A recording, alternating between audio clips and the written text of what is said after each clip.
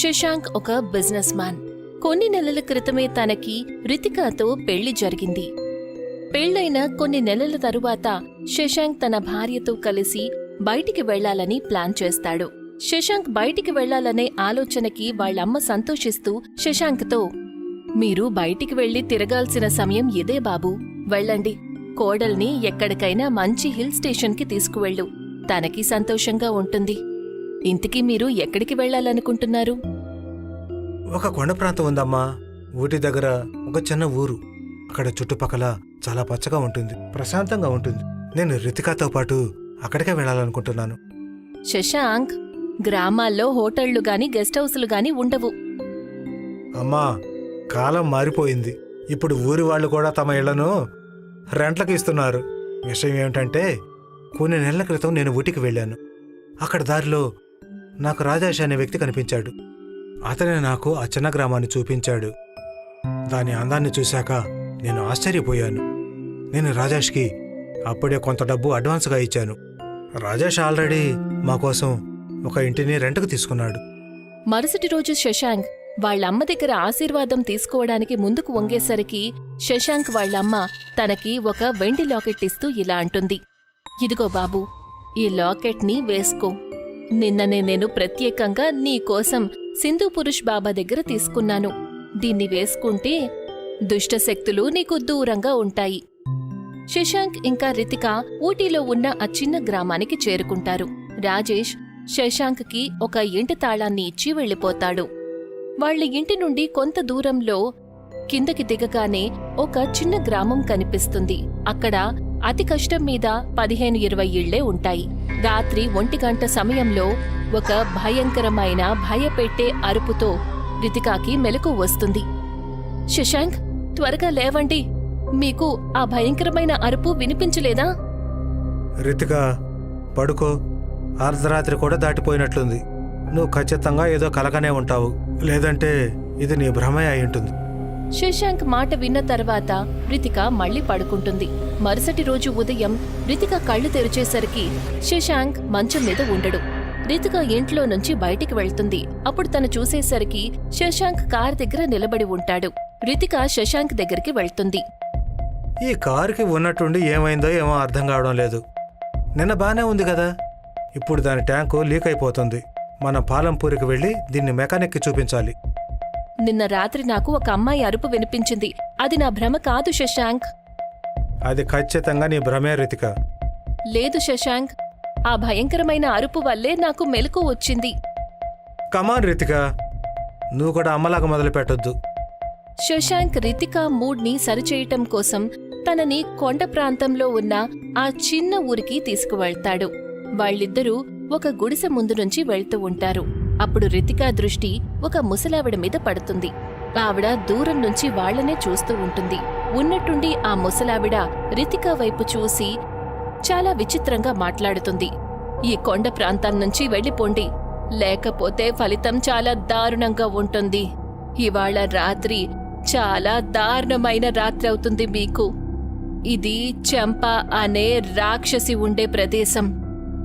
శశాంక్ ఎంతో కోపంగా ఆ ముసలావిడతో, పిచ్చివాగుడు వాగొద్దు. నీ కళ్లతో నువ్వు మరణాన్ని చూస్తావు చూడు, అప్పుడు నీకు నమ్మకం కలుగుతుంది. శశాంక్ ఎంతో కోపంగా ఇంటికి వెళ్ళిపోతాడు. తను రితికాతో సాయంత్రం వస్తానని చెప్పి కార్ రిపేరింగ్ కోసం ఊటీకి వెళ్ళిపోతాడు. రితిక మైండ్ని ఫ్రెష్ చేసుకోవడానికి ఇంటి నుంచి బయటికి వెళ్తుంది. ఉన్నట్టుండి తన దృష్టి ఒక ఆడమనిషి మీద పడుతుంది. ఆమె ఆ కొండ ప్రాంతంలో నివసించే మనిషి. ఊర్లో ఉండే ఆ మనిషి రితిక వైపు చూసి, ఈ ఇంటిని మీకు అద్దెకు ఎవరిచ్చారు? ఇక్కడ ఎవరూ ఉండరు కదా? కొన్నేళ్ల క్రితం కొంతమంది ఇక్కడుండేవాళ్లు, కాని ఇప్పుడు ఆ కుటుంబం ఇక్కడ్నుంచి వెళ్ళిపోయారు. కాని ఎందుకని? ఎందుకంటే ఈ ప్రదేశం శపించబడింది. ఈ ప్రదేశంలో చంప అనే ఒక అమ్మాయి ఆత్మ తిరుగుతూ ఉంటుంది. తను ఇప్పటికీ రాత్రివేళ తిరుగుతూ ఉంటుంది. తను బాధతో గట్టిగా అరుస్తూ ఉంటుంది. ఆ మాట చెప్పి ఆ గ్రామానికి చెందిన మనిషి వెళ్ళిపోతుంది. ఆవిడ మాటలు విన్న తరువాత రితిక ఇంకా ఎక్కువ భయపడుతుంది. ఆమె వెళ్లిన తరువాత తను వెంటనే శశాంక్కి ఫోన్ చేస్తుంది. నువ్వు ఇంటికెప్పుడు తిరిగొస్తావు శశాంక్? బండి ఆల్మోస్ట్ రెడీ అయింది రితిక, సాయంత్రానికల్లా వచ్చేస్తాను. కాని ఉన్నట్టుండి వర్షం మొదలవుతుంది. రితిక పరిగెత్తుకుంటూ ఇంటికి వెళ్తుంది. శశాంక్ రాత్రైనా సరే రాలేదు. రితిక గదిలో ఒంటరిగా ఉంటుంది. ఉన్నట్టుండి ఎవరో గట్టిగా తలుపు కొడతారు. శశాంక్, అది నువ్వేనా? కాసేపటి తరువాత రితికాకి బయట నుంచి శరీరాన్ని ఫ్రీజ్ చేసేటటువంటి ఒక గొంతు వినిపిస్తుంది. నిన్ను చంపేస్తాను, నీ రక్తాన్ని తాగేస్తాను.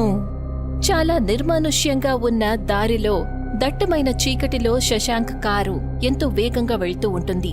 దూరదూరాల వరకు అంతా నిశ్శబ్దంగా ఉంటుంది. అప్పుడే ఉన్నట్టుండి శశాంక్ దృష్టి నల్లని దుస్తులలో ఉన్న భయంకరమైన ఆకృతి మీద పడుతుంది. తన కారు లోయ నుండి తప్పించుకొని కొండ దగ్గర ఒక బండరాయికి గుద్దుకుంటుంది. శశాంక్ కారులోంచి బయటికి వచ్చి అటూ ఇటూ చూస్తాడు.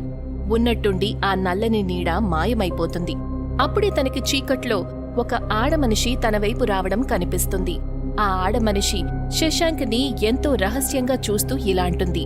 ఈ ప్రదేశంలో రాత్రివేళ బయటికెవరూ రారు బాబూ. మీరిక్కడ ఉండటం మంచిది కాదు. ఇక్కడ ఆత్మలు తిరుగుతూ ఉంటాయి. మీలాంటి అపరిచితులను బలి తీసుకుంటూ ఉంటాయి. నాకొక భయంకరమైన నల్లని నీడైతే కనిపించింది. అది ఖచ్చితంగా విద్య అయ్యుంటుంది. విజయ్ ఎవరు? మీకు నేను అంతా చెప్తాను. ముందు మీరు ఇక్కడ్నుంచి పదండి. శశాంక్ వెంటనే కార్లో కూర్చుంటాడు. తనతో పాటు పక్కనున్న సీట్లో ఆ ఆడమనిషి కూడా కూర్చుంటుంది. శశాంక్ కారుని ఎంతో వేగంగా ముందుకు పోనిస్తాడు. ఇప్పుడు నాకు చెప్పండి, అసలు ఏంటా నల్లని నీడ? విజయ్ ఎవరు? ఎన్నో ఏళ్ల క్రితం పక్కనే ఉన్న ఒక ఊర్లో విద్య ఇంకా తన చెల్లెలు చంపా ఉండేవాళ్లు. ఒకరోజు చంపా కొండ ప్రాంతంలో తిరగడానికి వచ్చిన అబ్బాయిని ప్రేమిస్తుంది. కాని ఆ అబ్బాయి తనని మోసం చేశాడు. చంపా అది తట్టుకోలేకపోయింది. తను ఒక చెట్టుకి ఉరేసుకుని చనిపోయింది. ఆ వ్యక్తి ఇక్కడ్నుంచి పారిపోయేటప్పుడు దారిలో చంపా చెల్లెలు విద్య కోపంతో తన కారు ముందుకొచ్చింది. కాని ఆ పట్నం బాబు తన కారుని ఆపలేదు. కారుతో విద్యని గుద్దేశాడు. ఆ తర్వాత కారు లోయలో పడిపోయింది. ఆ పట్నం బాబు కూడా చనిపోయాడు. అప్పట్నుంచి విద్య ఇంకా తన చెల్లెలు చంప ఆత్మలు ఇక్కడే తిరుగుతూ ఉన్నాయి. ఒక ఆలోచన శశాంక్ మెదడులోకి వచ్చింది. అతను ఆ ఆడమనిషిని దీర్ఘంగా చూస్తూ, వాళ్ళ ఆత్మలు ఇక్కడ తిరుగుతున్నాయంటే మరి నువ్వు ఇంత రాత్రి వేళ ఇక్కడ బయటికెందుకు వచ్చావు? నీకు వాళ్ళంటే భయం లేదా? శశాంక్ అడిగిన మాటకి ఆ ఆడమనిషి రహస్యమయంగా నవ్వుతూ, ఆ విషయం మీరు అన్నిటికంటే ముందు అడిగుండాల్సింది. కాని మీరు ఇప్పుడు అడుగుతున్నారు. అవును, నిజమే. నాకు విద్య అంటే భయం వెయ్యదు. కాని ఎందుకని? ఆ ఆడమనిషి భయంకరమైన గొంతుతో శశాంక్ వైపు చూస్తూ, ఎందుకంటే నేనే విద్యాని. ఆవిడ మాట విన్న తరువాత శశాంక్కి చాలా భయం వేస్తుంది. శశాంక్ బుర్ర పనిచెయ్యటం మానేస్తుంది. అంతలో ఆవిడ మొహం పూర్తిగా భయంకరంగా నల్లగా మారిపోతుంది. ఉన్నట్టుండి ఆ రాక్షసి తన పదునైన గోర్లతో శశాంక్ మీద దాడి చేస్తుంది. శశాంక్ మెడలో ఉన్న వెండి లాకెట్ మీద చెయ్యి పడగానే ఆమె మాయమైపోతుంది. నేను ఇవాళ ఈ లాకెట్ వేసుకోకపోయింటే నా పరిస్థితి ఏమైండోదో ఏమో. నేను వెంటనే రితిక దగ్గరికి చేరుకోవాలి. అంటే దీని అర్థం తను చెప్పిందంతా నిజమే. అక్కడ రితిక భయంతో వణికిపోతూ ఉంటుంది. తను మళ్ళీ మళ్ళీ అరుస్తూనే ఉంటుంది. వెళ్ళిపో ఇక్కడ్నుంచి. ఇక్కడికెందుకొచ్చావు?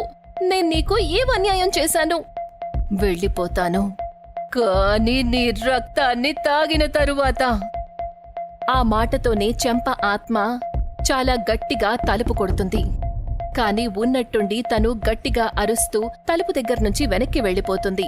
ఎందుకంటే ఊరికి చెందిన ఆ ముసలావిడ అక్కడికి చేరుకుంటుంది. ఆమె ఉదయం పూట చితికను హెచ్చరించింది. ఆవిడ ఒక తాబీసుని ఆత్మకు చూపిస్తూ ఇలా అంటుంది, ఇక్కడ్నుంచి వెళ్ళిపో. ఉన్నట్టుండి చెంప మాయమైపోతుంది. రితిక తలుపు తెరుస్తుంది. ఇక్కడ్నుంచి త్వరగా వెళ్ళిపోమ్మా, లేకపోతే ఆమె నీ రక్తాన్ని తాగేస్తుంది. కాని అమ్మా, నా భర్త. ఈ ప్రదేశం చాలా భయంకరమైనది. భగవంతుణ్ణి ప్రార్థించు, నీ భర్త క్షేమంగా ఉండాలి అని. ప్రస్తుతానికి నువ్వు నీ ప్రాణాలు కాపాడుకో. రితిక ఆ ముసలావిడతో పాటు బయలుదేరుతుంది. వాళ్లు కొంత దూరమే వెళ్తారు. అంతలో వాళ్లకి కొంత దూరంలో ఉన్న ఒక చెట్టుకి ఆ భయంకరమైన ఆడమనిషి కనిపిస్తుంది. ఆమె తలకిందులుగా వేళ్లాడుతూ ఉంటుంది. భయపడకు, లేదంటే ఆమె నిన్ను కబ్జా చేసుకుంటుంది. ఆ తర్వాత ఇంకా ఎక్కువ శక్తివంతురాలైపోతుంది. నా చేతిలో ఈ తాబీసు ఉన్నంత వరకు ఆమె మనకు దూరంగానే ఉంటుంది. ఉన్నట్టుండి ఆ భయంకరమైన ఆడమనిషి నవ్వుతూ అక్కడ్నుంచి మాయమైపోతుంది.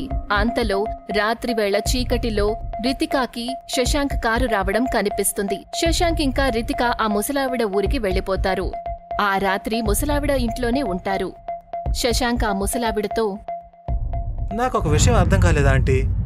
ఆ ఇల్లు హాంటెడ్ అయినప్పుడు అక్కడ ఆ ఏరియాలో అక్క చెల్లెళ్ళ గురించి అందరూ భయపడుతున్నారు. వాళ్ళిద్దరు కూడా చనిపోయిన తర్వాత ఆత్మలుగా మారిపోయారు. ఇది తెలిసిన తర్వాత కూడా రాజేష్ నాకు ఆ ఇంట్లోనే ఎందుకు ఉండమని చెప్పాడు?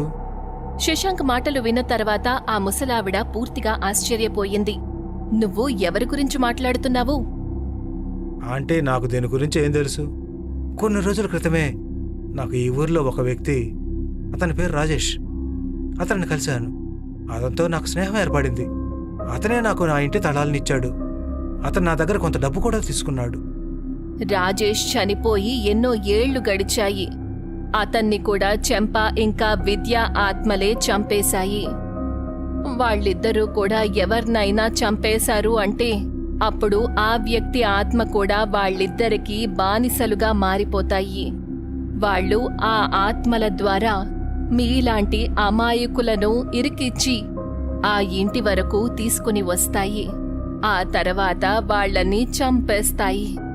మరుసటి రోజు వాళ్ల సామాన్లన్నిటినీ వదిలేసి తన భార్యను తీసుకుని అక్కడ్నుంచి వెళ్లిపోతాడు.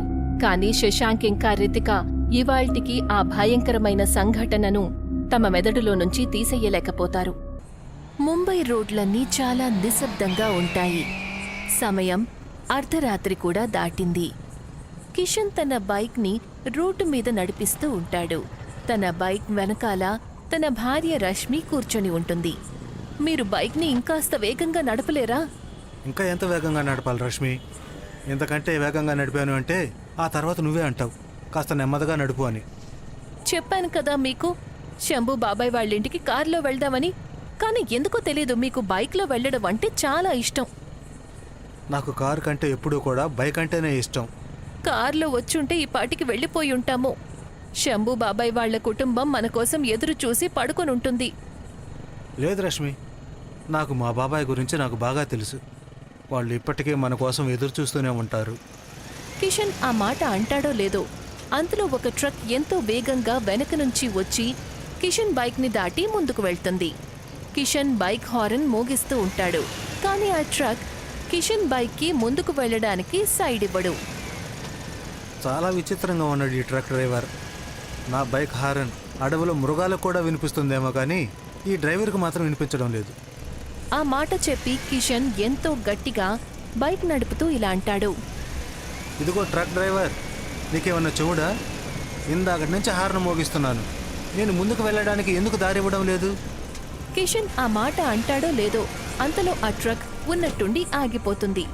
అది ఉన్నట్టుండి ఆగడం వల్ల కిషన్ ఎంతో జాగ్రత్తగా బైక్ ఆపుతాడు. కిషన్ వెంటనే బైక్ని పార్క్ చేసి తిన్నగా ఆ ట్రక్ దగ్గరికి వెళ్లి అతనితో కోపంగా, నీకు కొంచెమైనా బుద్ధుందా? ఇలా ట్రక్ను ఎవరైనా ఆపుతారా? నేను సరైన సమయానికి బ్రేకులు వేయకపోతే నా తల తిన్నగా నీ ట్రక్కుకు తగులుండేది. నా భార్యకు కూడా గాయాలై ఉండేవి. ఇక నువ్వు ట్రక్కులో నుంచి కిందకు దిగుతావా, లేక నేను లోపలికి వచ్చి నేను బయటకు లాగాలా? అప్పుడే ట్రక్కులో నుంచి ఒక వ్యక్తి బయటికి వచ్చి నిలబడతాడు. అతను ఎంతో విచిత్రంగా కిషన్ని చూస్తూ ఉంటాడు. అతని కళ్లను చూస్తే కిషన్ ఇంకా తన భార్య రష్మికి చాలా భయం వేస్తుంది. ఏమైంది? మీ నోటిని కుట్టేసుకున్నారా? ఎవరు నువ్వు? ఎందుకో తెలియదు కానీ నిన్ను చూస్తుంటే ఎక్కడో చూసినట్లుగా అనిపిస్తుంది. నన్ను సరిగ్గా చూడు, నీకు గుర్తొస్తుంది. కిషన్ ఆ వ్యక్తిని కాస్త దీర్ఘంగా చూస్తాడు. ఆ తర్వాత వణికిపోతూ ఇలా అంటాడు. ట్రాన్స్పోర్టర్? ఇది అసాధ్యం. కిషన్ ఆ మాట అంటాడో లేదో అప్పుడే ఆ ట్రక్ డ్రైవర్ మొహం పూర్తిగా నీలిరంగులోకి మారిపోతుంది. అతని కళ్ళు తెల్లగా అయిపోతాయి. ఉన్నట్టుండి ట్రక్ దానంతట అదే స్టార్ట్ అయ్యి చూస్తూ ఉండగానే రష్మి ఇంకా కిషన్లను గుద్దేసి అక్కడ్నుంచి మాయమైపోతుంది. ఆ వ్యక్తి వాళ్ళిద్దరి శవాలని చూసి నల్లని పొగగా మారి అక్కడ్నుంచి మాయమవుతాడు.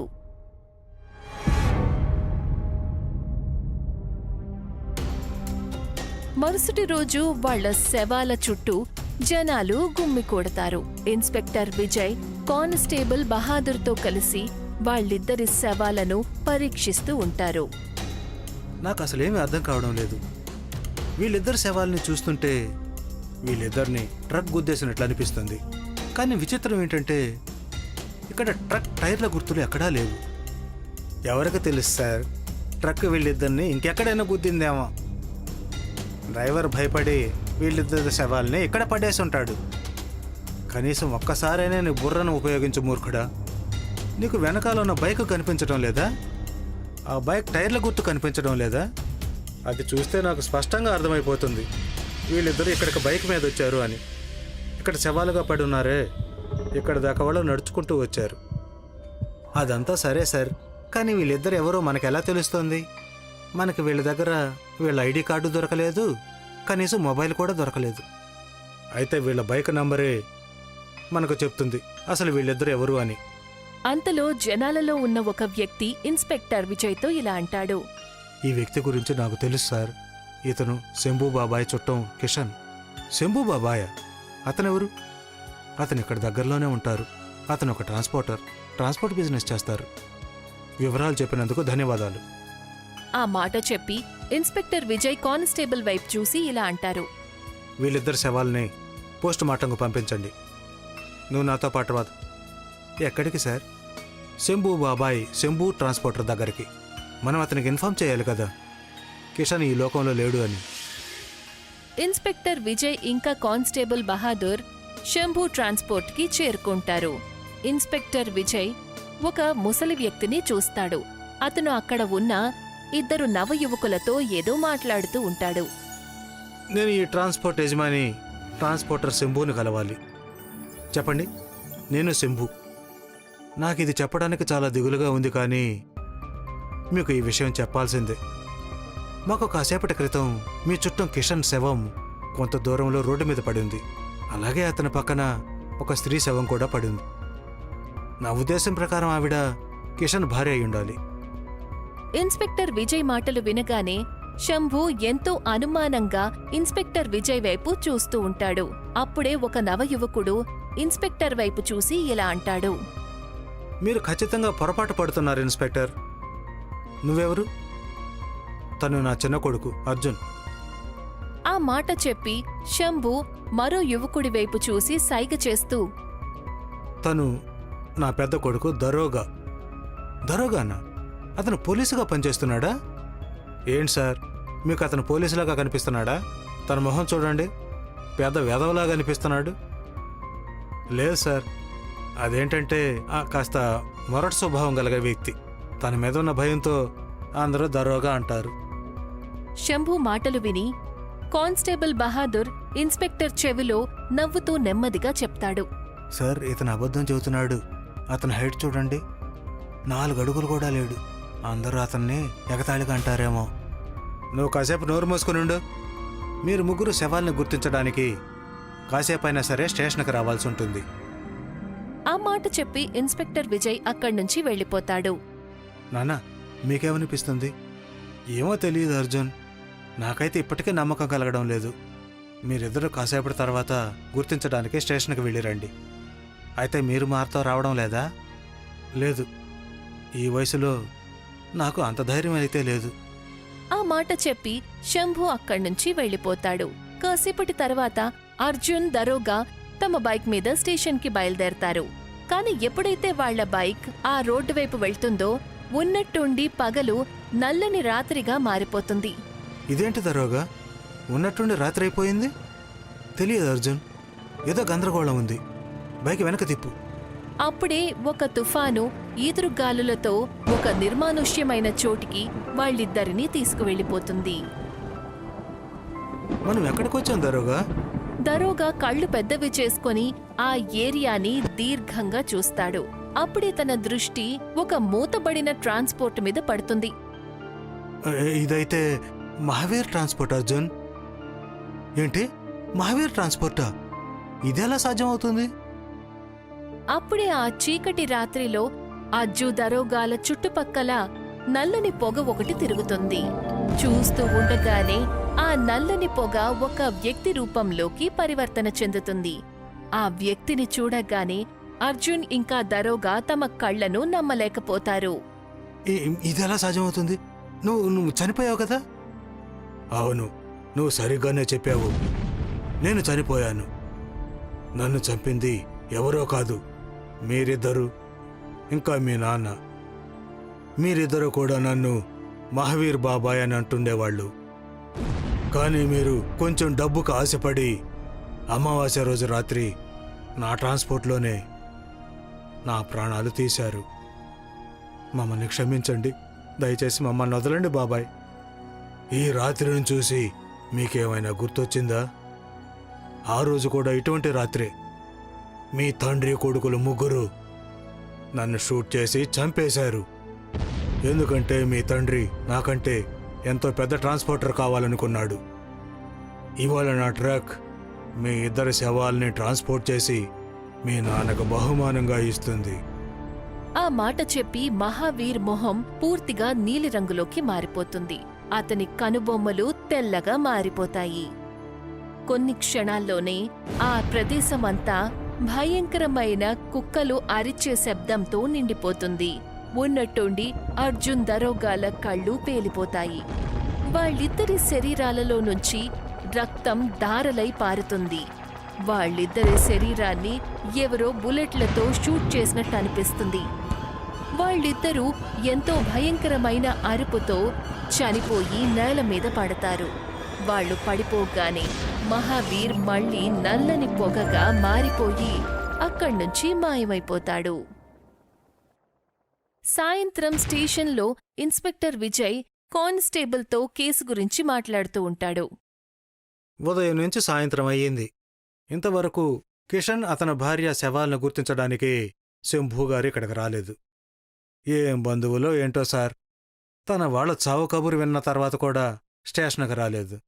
అప్పుడే టేబుల్ మీద ఉన్న ఫోన్ రింగ్ అవ్వటం మొదలవుతుంది. ఇన్స్పెక్టర్ విజయ్ వెంటనే ఫోన్ లిఫ్ట్ చేస్తారు. హలో, నేను ఇన్స్పెక్టర్ విజయ్ని మాట్లాడుతున్నాను. ఫోన్లో ఒక డాక్టర్ గొంతు వినిపిస్తుంది. నేను డాక్టర్ను మాట్లాడుతున్నాను ఇన్స్పెక్టర్ విజయ్. మీకు ఒక విచిత్రమైన మాట చెప్పాలి. ఏంటది? నేను కిషన్ అతని భార్య శవాలను పోస్టుమార్టం చేస్తూ ఉన్నాను. కానీ ఉన్నట్టుండి మా కళ్ల ముందే ఆ శవాలు హాస్పిటల్ నుంచి మాయమైపోయాయి. ఏం మాట్లాడుతున్నారు డాక్టర్? అసలు ఇదంతా ఎలా సాధ్యమవుతుంది? నాకు కూడా అదే అర్థం కావడం లేదు. ఇది ఎలా సాధ్యమవుతుంది? ఇదంతా ఎలా జరుగుతుంది? అందుకని మీకు చెప్పడం కరెక్ట్ అనిపించింది. ఆ మాట చెప్పి ఫోన్ కట్ చేస్తారు. ఏమైంది సార్? డాక్టర్ ఏమంటున్నారంటే పోస్టుమార్టం చేసేటప్పుడు వాళ్ళిద్దరు శవాలు మాయమైపోయాయట. ఏమంటున్నారు సార్? ఇదెలా సాధ్యమవుతుంది? ఖచ్చితంగా ఏదో గందరగోళం ఉంది కానిస్టేబుల్. బహుశా నేను శంభూ ట్రాన్స్పోర్టర్తో నా పద్ధతిలో మాట్లాడాలేమో. సరే, నాతో పద. ఇన్స్పెక్టర్ విజయ్ కానిస్టేబుల్తో కలిసి తిన్నగా శంభూ ట్రాన్స్పోర్ట్కి చేరుకుంటారు. ఇన్స్పెక్టర్ ఇంకా కానిస్టేబుల్ని చూసి శంభూ ఎంతగానో ఆశ్చర్యపోతూ, ఏమైంది ఇన్స్పెక్టర్? మళ్ళీ ఏం బ్యాడ్ న్యూస్ తీసుకొచ్చారు? మేము మిమ్మల్ని శవాల్ని గుర్తుపట్టడానికి స్టేషన్కి రమ్మన్నాము, కానీ మీరు స్టేషన్కి ఎందుకు రాలేదు? మీరు అసలు ఏం మాట్లాడుతున్నారు? నేను నా ఇద్దరు కొడుకుల్ని మధ్యాహ్నం స్టేషన్కి పంపించాను. వాళ్ళు ఇంతవరకు స్టేషన్కి రాలేదా? లేదు, మేము ఉదయం నుంచి స్టేషన్లో ఎదురు చూస్తూ ఉన్నాము. స్టేషన్కి ఇంతవరకు ఎవరూ రాలేదు. కానీ నాకు ఒక విచిత్రమైన న్యూస్ అయితే అందింది. ఏంటా న్యూస్? కిషన్ ఇంకా అతని భార్య శవాలు ఉన్నట్టుండి డాక్టర్ల కళ్ళ ముందు నుంచే మాయమైపోయాయి. అసలేంటిదంతా? ఇన్స్పెక్టర్ విజయ్ మాటలు వినగానే శంభూ ట్రాన్స్పోర్టర్ ఎంతగానో ఆశ్చర్యపోతాడు. మీరు అసలు ఏమంటున్నారు? ఇదెలా సాధ్యమవుతుంది? అదే నేను మిమ్మల్ని అడగడానికి వచ్చాను. అసలు ఇది ఎలా సాధ్యమవుతుంది? ఇన్స్పెక్టర్ విజయ్ ఆ మాట అంటాడో లేదో అంతలో ఒక ట్రక్ ఎంతో వేగంగా వచ్చి శంభూ ట్రాన్స్పోర్టర్ ఎదురుగా నిలబడుతుంది. ఇన్స్పెక్టర్ విజయ్ ఎప్పుడైతే ట్రక్ డ్రైవింగ్ సీట్ దగ్గర చూస్తారో అప్పుడు తన కళ్లను అతనే నమ్మలేకపోతాడు. అతను చూసేసరికి డ్రైవింగ్ సీట్లో ఎవ్వరూ ఉండరు. ఏమైంది సార్? మీరు ఎందుకు ఇంతగా ఆశ్చర్యపోతున్నారు? కానిస్టేబుల్, డ్రైవింగ్ సీట్లో అసలు ఎవరూ లేరు. మరి ట్రక్ని ఎవరు నడిపారు? ట్రక్ని చూసి శంభు ఎంతగానో వణికిపోతాడు. కానిస్టేబుల్, ఈ ట్రక్ని వెరిఫై చేయి. కానిస్టేబుల్ ఎప్పుడైతే వెళ్లి ట్రక్ తలుపులు తెరుస్తాడో అప్పుడు లోపల ఉన్న దృశ్యాన్ని చూసి అతను పూర్తిగా ఆశ్చర్యపోతాడు. లోపల 4 శవాలు దారుణమైన పరిస్థితిలో ఉంటాయి. ఆ శవాలను చూసి శంభు గుండెలు బాదుకుని ఏడుస్తాడు. అరే, ఈ 2 శవాలు మీ ఇద్దరు కొడుకులు కదా. మిగతా 2 శవాలు ఉదయం యాక్సిడెంట్ అయినా వాళ్ళిద్దరివి. నేను ఈ 2 శవాల్ని పోస్టుమార్టం హౌస్కు పంపించాను. డాక్టర్ కళ్ళ ముందు నుంచి ఇవి అక్కడ మాయమైపోయాయట. ఇవి ట్రక్ లోపలికి ఎలా వచ్చాయి? మీ కొడుకుల్ని ఎవరు చెప్పారు? అసలు ఇక్కడ ఏం జరుగుతుంది? ఇన్స్పెక్టర్ విజయ్ ఆ మాట అంటాడో లేదో అంతలో మళ్ళీ ఆ నల్లని పొగ వాళ్ళందరి చుట్టూ తిరగడం మొదలు పెడుతుంది. ఆ తర్వాత చూస్తూ ఉండగానే ఆ నల్లని పొగ మహావీర్ రూపంలోకి మారిపోతుంది. మహావీర్ని చూడగానే శంభు భయంతో వణికిపోవడం మొదలు పెడతాడు. తన ఎదురుగా ఆ దృశ్యాన్ని చూసి ఇన్స్పెక్టర్ విజయ్ ఇంకా కానిస్టేబుల్ కూడా మనసులో భయపడుతూ ఉంటారు. నన్ను చూసి ఎందుకు వణికిపోతున్నావు శంభు? ఆ రోజు రాత్రి చాలా ధైర్యంగా బిహేవ్ చేశావు. ఆ రోజు రాత్రి నువ్వు, మీ 2 కొడుకులు నన్ను షూట్ చేసి హత్య చేశారు. ఇక ఆ కిషన్ కూడా తన భార్య రష్మితో కలిసి నా ట్రాన్స్పోర్ట్ వెనుకున్న ఆ మురికి బావిలో పడేశాడు. దయచేసి నన్ను క్షమించు. నేను స్వార్థానికి గురయ్యాను. నేను నీకంటే పెద్ద ట్రాన్స్పోర్ట్ను కావాలి అనుకున్నాను. కానీ నువ్వు చనిపోయావు. మళ్ళీ ఎలా తిరిగి వచ్చావు? ఏ రోజు రాత్రి అయితే నువ్వు నన్ను హత్య చేశావో ఆ రోజు చీకటి అమావాస్య రాత్రి. ఏ బావిలో అయితే నా శవాన్ని పడేశావో అది శపించబడిన ఒక బావి. నా ఆత్మ పగ తీర్చుకోవడానికి తల్లడిల్లిపోయింది. ఆ మాట చెప్పగానే మహావీర్ మొహం మళ్ళీ భయంకరంగా మారిపోతుంది. ఉన్నట్టుండి శంభు శరీరం పేలిపోతుంది. మహావీర్ ఒక నల్లని పొగలా మారి మాయమైపోతాడు. అంతా ఎంత త్వరగా జరిగిపోతుందంటే ఇన్స్పెక్టర్ ఇంకా కానిస్టేబుల్కి ఏమైనా ఆలోచించి అర్థం చేసుకునే అవకాశం దొరకదు. సార్, ఏంటిదంతా? నాకు తెలిసి ఒక అమాయకపు ట్రాన్స్పోర్టర్ తనకు జరిగిన అన్యాయానికి శిక్షగా భూతం ట్రాన్స్పోర్టర్గా మారి వీళ్ళకు శిక్షను విధించాడు. కానీ సార్, రిపోర్ట్లో మనం వీళ్ళ గురించి ఏం రాసుకోవాలి? ఏముంది, ఈ 5 ట్రక్ గుద్దేసి వెళ్ళిపోయింది అని. ఇక ఇన్స్పెక్టర్ విజయ్ అదే పని చేస్తాడు. ఆ ఫైల్ని క్లోజ్ చేయిస్తాడు. ఇవాల్టికి ఇన్స్పెక్టర్ విజయ్ ఆ సంఘటన్ని మర్చిపోలేదు. ఆదిత్య, మేఘనాకి పెళ్లయ్యి 10 నెలలు గడుస్తాయి. వాళ్లకి బిడ్డ పుట్టి 15 రోజులు గడుస్తాయి. మేఘన మొదటిసారి ఆదిత్యకు చెందిన పురాతన కోటలో ఉండటానికి ఫిరోజ్పూర్కి వెళ్తుంది. ఊరు ఇంతకు ముందు కంటే ఇప్పుడు చాలా డెవలప్ అయింది. ఆదిత్య, మీరు నాకు ఊర్లో అన్ని చోట్లు చూపించాలి, సరేనా? తప్పకుండా మై డియర్. వాళ్ల కారు కాసేపట్లోనే ఒక పెద్ద బంగ్లాకి వెళ్లి ఆగుతుంది. అది చూడ్డానికి చాలా పెద్ద భవనంలా ఉంటుంది. కారు లోపలికి వెళ్లగానే ఆదిత్య, మేఘన కార్లోంచి బయటికి దిగుతారు. ఈయన రామ్లాల్ అంకుల్. ఈయనే మా కోటను చూసుకుంటూ ఉంటాడు. ఆదిత్య బాబు, మీరు చాలా పెద్దవాళ్ళైపోయారు. మిమ్మల్ని చిన్నప్పుడు ఎప్పుడో చూశాను. ముందే ఎందుకు రాలేదు? నేను ఎప్పటినుంచో రావాలనుకుంటున్నాను బాబాయ్. కానీ నాన్న నన్ను ఎందుకు రానివ్వడం లేదో నాకు తెలియలేదు. ఆయన ఆత్మకి శాంతి చేకూరాలని కోరుకుంటున్నాను. మీరు లోపలికి పదండి, నేను సామాన్లు తీసుకొస్తాను. పద మేఘన. మేఘన, ఆదిత్య భవనంలోకి వెళ్తారు. లోపల కూడా అది చాలా అందంగా కనిపిస్తుంది. రా మేఘన, మనం ఆ గదిలో ఉందాం. చిన్నప్పుడు నేను ఆ గదిలోనే ఉండేవాణ్ణి. ఆదిత్య మేఘనాని ఒక గదిలోకి తీసుకువెళ్తాడు. అక్కడ వస్తువుల్ని చూసి ఆదిత్యకి తన బాల్యం గుర్తొస్తుంది. నీకు తెలుసా, రాత్రి వాళ్ళ ఫ్రెండ్స్తో ఆడుకోవడానికి వెళ్ళేటప్పుడు నాన్నకు తెలియకుండా సైలెంట్గా కిటికీలో నుండి దూకెళ్ళేవాడిని. అలాగా? అంటే మీరు చిన్నప్పట్నుంచే నాన్నగారంటే భయపడేవారా? అలాంటిదే అనుకో. మేఘన తన బిడ్డ సంజుని బెడ్ మీద పడుకోబెడుతుంది. అంతలో బయటినుంచి రామ్లాల్ లోపలికొస్తాడు.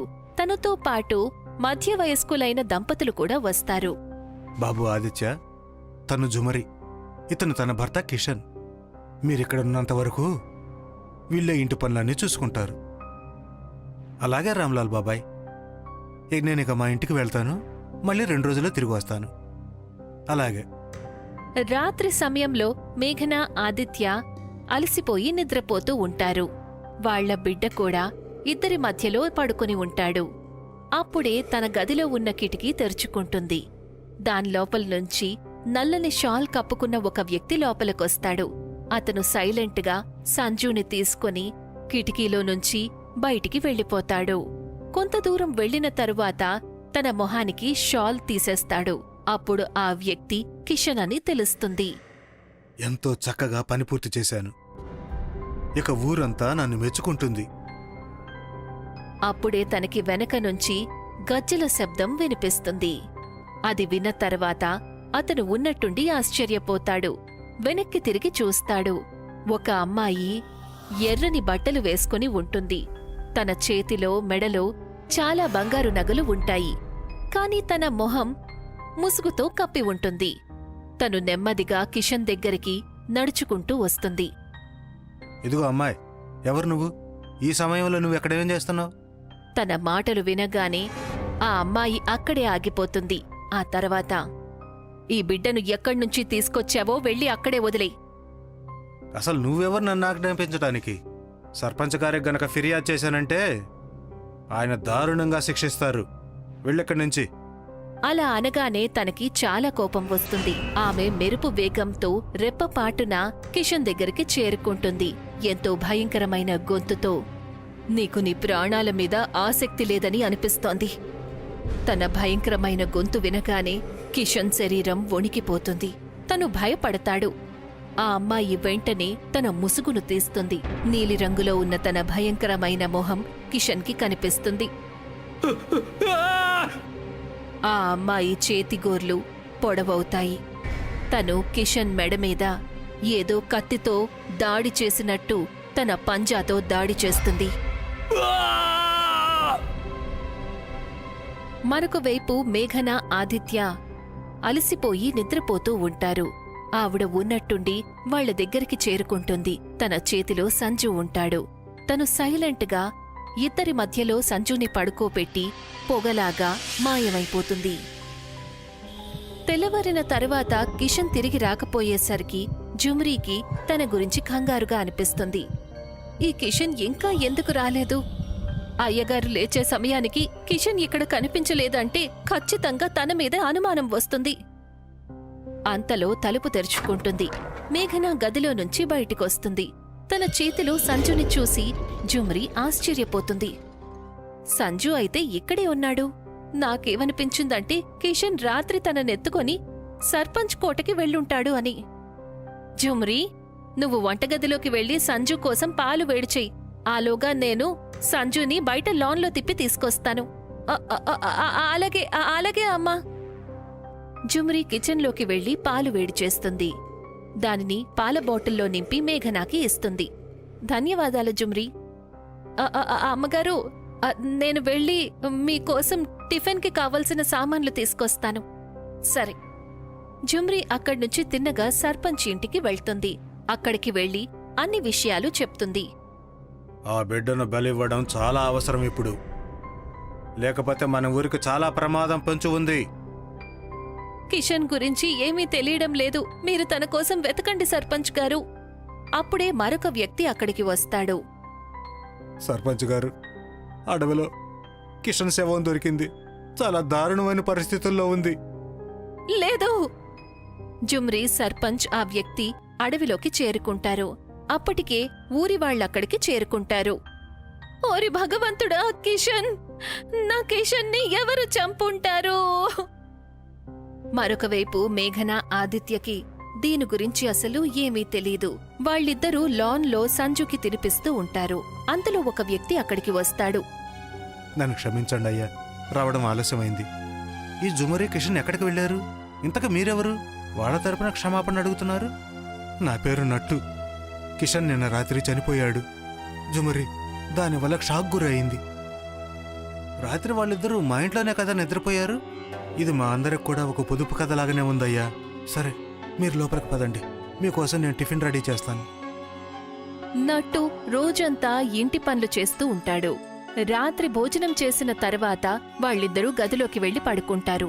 నట్టు మళ్ళీ అదే కిటికీని ఉపయోగించి సంజుని తీసుకుని బయలుదేరతాడు.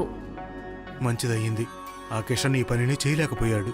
లేకపోతే సర్పంచ్ గారు తనకి చాలా డబ్బులు ఇచ్చిండేవాడు. కానీ ఇప్పుడు ఆ డబ్బు నాకు దొరుకుతుంది. అదే విధంగా తనతో తను మాట్లాడుకుంటూ నట్టు ఆ బిడ్డని తీసుకుని సర్పంచ్ ఇంటికి చేరుకుంటాడు. సర్పంచ్ గారు, నేను చేసిన పనిని చూసి మీరు సంతోషంతో ఎగిరి గంతేస్తారు. ఈ పనిని నువ్వు చాలా సరిగ్గా చేశావు. అయితే నా బహుమానాన్ని ఇవ్వండి. అరే, నేను నీకు బహుమానాన్ని అయితే తప్పకుండా ఇస్తాను. కానీ నువ్వు తనని త్వరగా మోహన్ దాస్ బాబా దగ్గరకు తీసుకువెళ్ళు. ఆయన సరిగ్గా 4 గంటలకి తనను బలివ్వాలి. సరే, ఈ పని కూడా చేస్తాను. మీరు బహుమానాన్ని సిద్ధంగా ఉంచండి. అంతలో మేఘన తన బిడ్డ వైపు చెయ్యి చాచుతుంది. ఎప్పుడైతే తనకి బిడ్డ మధ్యలో లేడు అని అనిపిస్తుందో అప్పుడు తను కళ్ళు తెరిచి చూస్తుంది. సంజు, సంజు ఎక్కడా? ఆదిత్య, ఆదిత్య, కళ్ళు తెరవండి. ఆ మాట వినగానే ఆదిత్య కూడా కళ్ళు తెరుస్తాడు. అరే, సంజు ఏమయ్యాడు? నువ్వింత ముద్దులాగా నిద్రపోతే మనకెలా తెలుస్తుంది? వాళ్ళిద్దరూ గదిలోంచి బయటికొస్తారు. వాళ్ళు నట్టుని చాలాసార్లు పిలుస్తారు. నట్టు, నట్టు, నట్టూ, నట్టూ, నట్టూ. నట్టు కూడా లేడు. అంటే దీనర్థం అతనే మన బిడ్డని తీసుకువెళ్ళుంటాడు. కానీ అతను అలా ఎందుకు చేస్తాడు? ఇప్పుడు ఆలోచించే సమయం లేదు ఆదిత్య. త్వరగా సర్పంచ్ గారింటికి పద. ఆయన్నే నట్టుని మన ఇంటికి పంపించాడు. అక్కడ మరొక వైపు నట్టు శ్మశానంలో ఉన్న ఒక గుహ దగ్గరికి చేరుకుంటాడు. అక్కడ బాబా మోహన్ దాస్ ఉంటారు. బాబా, వీడు ఆ బిడ్డ, రాజకుటుంబానికి చెందిన ఈ తరం బిడ్డ. తనని చూడగానే మోహన్ దాస్ తనని చేతుల్లోకి తీసుకుంటాడు. ఆ తర్వాత, ఎంత నవ్వుతావో నవ్వు. ఇవాళ రాత్రి 4 గంటల తర్వాత నువ్వు ఈ లోకానికి గుడ్ బై చెప్తావు. ఆ మాట చెప్పి అతను సంజుని నేల మీద పడుకోపెడతాడు. అప్పుడే ఉన్నట్టుండి గాలిలోకి కత్తి ఎగురుకుంటూ వచ్చి నట్టు తలను నరికేస్తుంది. అది చూసి మోహన్ దాస్కి మతిపోతుంది. అతను చూసేసరికి గుహ దగ్గర ముసుగు వేసుకున్న అదే ఆడమనిషి కనిపిస్తుంది. ఎవరు నువ్వు? ఆ మాట వినగానే తను ఎంతో భయంకరమైన గొంతుతో జవాబిస్తుంది. నేను నీ మృత్యువుని, జోకిని. జోకిని ముందుకు వచ్చి తన పదునైన పంజాతో మోహన్ దాస్ గుండెను చీల్చేస్తుంది. సర్పంచ్ గారు, మీరు నట్టును మా ఇంటికి పంపించారు. మేము నిద్రపోయే సమయంలో మా బిడ్డను తీసుకుని పారిపోయాడు. నువ్వేం మాట్లాడుతున్నావు? అతని ఇల్లు ఎక్కడో మాకు చెప్పండి, లేదంటే నేను పోలీసులు పిలుస్తాను. ఆ తర్వాత మీరు చెప్పాల్సి ఉంటుంది, మీరు నా బిడ్డను ఎందుకు మాయం చేశారు. తన మాటలు విన్న తర్వాత సర్పంచ్ భయపడతాడు. అతను నోరు తెరుస్తాడు. నువ్వు పుట్టకముందు ఆ సమయంలో ఊర్లో మృత్యువు తాండవలాడుతూ ఉండేది. ఊళ్ళో మగవాళ్ళు, పుట్టిన బిడ్డలు అందరినీ ఒక భయంకరమైన జంతువు అంతం చేస్తూ ఉండేది. అది చూడ్డానికి సగం జంతువు, సగం మనిషిలాగా కనిపించేది. మీ నాన్న దాన్ని ఎంతో సాహసంతో అంతం చేశాడు. ఆ తర్వాత అంతా సర్దుకుపోయింది. కానీ నీకు 5 ఏళ్ల వయసున్నప్పుడు మళ్ళీ ఈ ఊళ్ళో సమస్యలు మొదలయ్యాయి. 15 సంవత్సరాల వయసు నిండిన పిల్లలందరూ కూడా రహస్యమయ పద్ధతిలో చనిపోయేవాళ్ళు. అప్పుడే ఈ ఊరికి బాబా మోహన్ దాస్ ప్రవేశించాడు. మీరు ఏ రాక్షసుడినైతే అంతం చేశారో అతని ఆత్మ ఊళ్ళో పిల్లల్ని అంతం చేసి తన చావుకి పగ తీర్చుకుంటుంది. కానీ ఇదెలా సాధ్యమవుతుంది? అతను చనిపోయిన తర్వాత మళ్ళీ ఎలా తిరిగి వస్తాడు? అతను వచ్చాడు. అతను ఊళ్ళో పిల్లల్ని చంపడం ఆపాలి అంటే నువ్వు నీ బిడ్డని తనకి బలివ్వాలి. అది ఎప్పటికీ జరగదు. నాకు నీ మాటల మీద అసలు నమ్మకం లేదు. మీ నాన్న అదే రోజు కోటను ఖాళీ చేసి నిన్ను, మీ అమ్మని తీసుకుని పట్నం వెళ్ళిపోయాడు. కానీ ఆ మృత్యు తాండవం ఇంకా నడుస్తూనే ఉంది. ఇప్పుడైతే చాలా ఏళ్ల తర్వాత నువ్వు నీ బిడ్డతో సహా ఇక్కడికి వచ్చావో అప్పుడు మోహన్ దాస్ బాబా చెప్పారు, ఒకవేళ నీకు పుట్టిన బిడ్డను ఆ రాక్షసుడికి బలిస్తే అప్పుడు తన ఆత్మ శాంతిస్తుందని. అందుకే ఊరి మంచు కోసం మేము నీ బిడ్డను మాయం చేసి ఆ బాబా దగ్గరకు పంపించాం. అది విన్న తర్వాత ఆదిత్యకి చాలా కోపం వస్తుంది. మేఘన గుండె కంగారు పడుతుంది. నా బిడ్డకి ఇంకా 1 నెల రోజులు కూడా నిండలేదు, అంతలోనే తనని బలివ్వడానికి పంపించారా? నువ్వు మనిషివా లేక రాక్షసుడివా? త్వరగా పదండి, లేకపోతే తనని చంపేస్తారు. సర్పంచ్, వెంటనే మమ్మల్ని మోహన్ దాస్ దగ్గరకు తీసుకువెళ్ళు, లేకపోతే నేను నిన్ను బలిస్తాను. ఇక సర్పంచ్తో పాటు వాళ్ళిద్దరూ మోహన్ దాస్ గుహ దగ్గరికి వెళ్తారు. మేఘన కళ్ళల్లో కన్నీళ్లు కారుతూనే ఉంటాయి. తన బిడ్డసలు ప్రాణాలతో ఉందో లేదో కూడా తెలియడం లేదు. అక్కడికి వెళ్లిన తర్వాత వాళ్ళు చూస్తే మోహన్ దాస్ ఇంకా నట్టు చనిపోయుంటారు. వాళ్ళు ఎంతో కంగారు పడతారు. వీళ్ళిద్దరూ చనిపోయారు, కానీ నా బిడ్డ ఎక్కడున్నాడు? సంచు ఎక్కడున్నాడు? అప్పుడే వాళ్ళందరికీ జోకిని మాటలు వినిపిస్తాయి. నీ బిడ్డ ఇక్కడున్నాడు. వాళ్ళు చూసేసరికి ఒక ఆవిడ మొహం మీద ముసుగు వేసుకుని తన బిడ్డని ఎత్తుకొని వస్తూ ఉంటుంది. తను మేఘన చేతుల్లో బిడ్డను పెడుతుంది. మా వల్ల పొరపాటు జరిగింది, కానీ మీరెవరు? మేము ఈ పాపం చేయకుండా మీరు మమ్మల్ని కాపాడారు. ఆదిత్య, నీ తండ్రి ఏ రాక్షసుణ్ణైతే అంతం చేశాడో ఈ మోహన్ దాస్ అతని కొడుకే. ఇతను తన తండ్రి చావుకి పగ తీర్చుకోవడం కోసం నీ బిడ్డను అంతం చెయ్యాలనుకున్నాడు. అందుకనే అతను ఊర్లో మూఢనమ్మకాన్ని విస్తరించాడు. దానికోసం ఊర్లో 15 ఏళ్ల పిల్లలను అంతం చేస్తూ వచ్చాడు. దాంతో ఊరి వాళ్లందరూ అతని మాటలు నమ్మారు. నీ బిడ్డను తన దగ్గరికి చేరుస్తారని నమ్మాడు. నేను ఝోకిని ఆ మాట చెప్పి తను మాయమైపోతుంది. మేఘన ఇంకా ఆదిత్య వాళ్ల మనసుల్లో తమ బిడ్డను కాపాడిన దేవతకు కృతజ్ఞతలు చెప్పుకొని తమ బిడ్డను చూసుకుని సంతోషపడతారు.